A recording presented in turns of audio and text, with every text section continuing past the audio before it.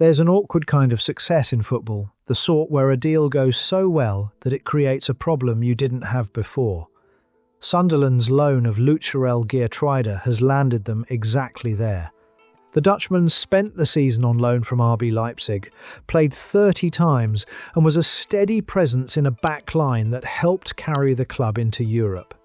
By any measure, the move did its job. The complication is what comes next. Reports earlier in the spring suggested Sunderland weren't planning to trigger their option to buy him, and yet the club have now confirmed they remain in active talks.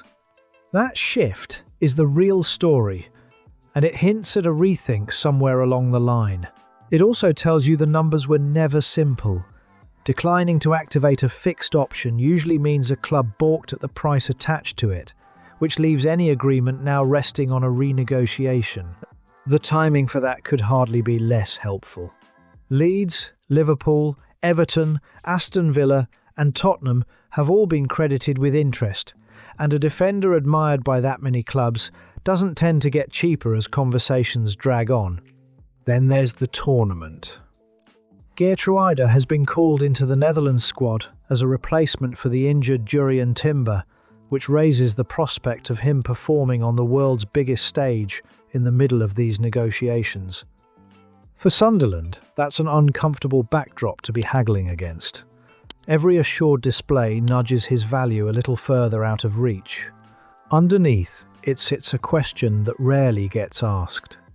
Keeping a player who settled in for 30 games looks like an obvious call, yet the club's own earlier hesitation says the maths was awkward even before his stock began to climb. It's worth wondering whether Sunderland are chasing this out of genuine conviction, or because the loan went so well that letting him leave now would feel like a loss they'd rather not absorb. The squad consequence is real regardless.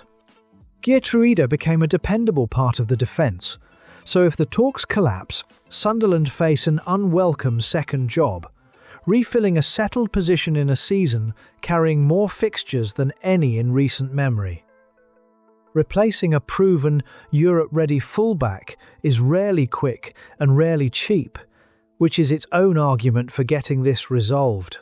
The cruel logic of a loan like this is that the better the player performs, the less of a bargain he becomes. Sunderland gambled shrewdly a year ago, and the reward for getting it right is a negotiation that grows pricier with almost every match he plays first for his club, and very shortly, quite possibly, for his country.